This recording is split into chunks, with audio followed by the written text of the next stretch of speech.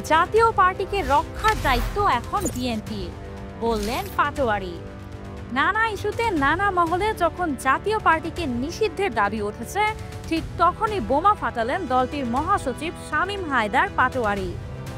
তিনি বললেন, দেশ, রাজনীতির ও গণতন্ত্রের স্বার্থে এখন জাতীয় পার্টিকে রক্ষার দায়িত্ব বিএনপিকে পালন করতে হবে। সম্প্রতি একটি টেলিভিশন টক শোতে অংশ নিয়ে এই মন্তব্য করেন জাপা মহাসচিব। তিনি বলেন, এখন জাতীয় পার্টিকে নিষিদ্ধ করার কথা বলছে অনেকে, যদিও ব্যাপারটা স্তিমিত হয়ে যাচ্ছে। আমরা ধন্যবাদ জানাই বিএনপিকে যে তারা এই ফাঁদে পা দেয়নি, এখন পর্যন্ত দেয়নি, ভবিষ্যতে কি করবে জানি না। বিএনপির এই ফাঁদে পা না দেওয়া দরকার কেন, তার যুক্তিতে শামীম পাটোয়ারি বলেন, আওয়ামী লীগ ব্যান আছে, জাতীয় পার্টিও যদি ব্যান হয়ে যায় তাহলে ভোটের মাথায় কে থাকবে?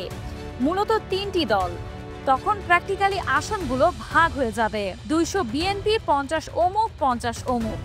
তিনি সতর্ক করে দেন, বাকি দলগুলো তখন বিএনপিকে বলবে আমাদের আরো 100 আসন না দিলে আমরা ভোটে যাব না। বিএনপি তখন পাপেট হয়ে যাবে, পলিটিক্যাল পাপেট হতে বাধ্য হবে। সো গণতন্ত্রের স্বার্থে এখন জাতীয় পার্টিকে রক্ষা করার দায়িত্ব বিএনপির।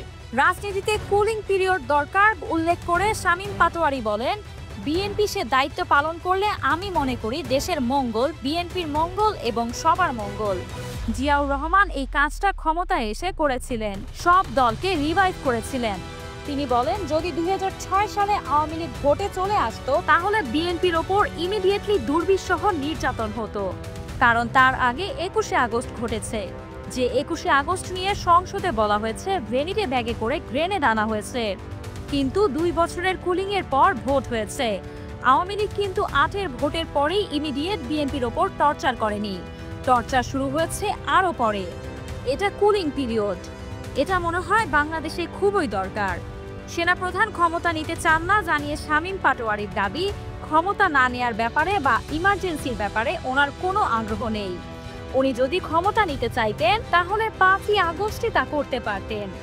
অমর্ত্য সেন কিন্তু প্রশংসা করেছে সেনাপ্রধানের যে উনি 5 তারিখে ক্ষমতা নেননি।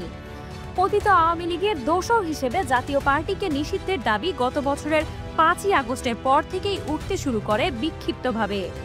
গত শুক্রবার দলটির নেতাকর্মীদের সঙ্গে গণ অধিকার পরিষদের নেতাকর্মীদের সংঘর্ষ এবং আইন শৃঙ্খলা বাহিনীর লাঠিচার্জে নুরুল হক নূর মারাত্মকভাবে আহত হওয়ার পর সেই দাবি আরও জোরালো হয়েছে। জামায়াতে ইসলামী, ইসলামী আন্দোলন, এনসিপি সহ বেশ কয়েকটি দল জাতীয় পার্টিকে নিষিদ্ধের দাবি তুলেছে।